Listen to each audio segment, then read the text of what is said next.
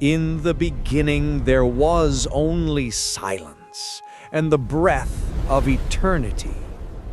Then a voice, one word that shattered the void, "Let there be light." From that light came oceans, mountains, and the rhythm of life itself. But paradise would not last. Pride took root in the heart of man. Cain raised his hand against his brother. The world drowned beneath its own corruption. Yet even in judgment, grace remained, a promise sealed by a rainbow.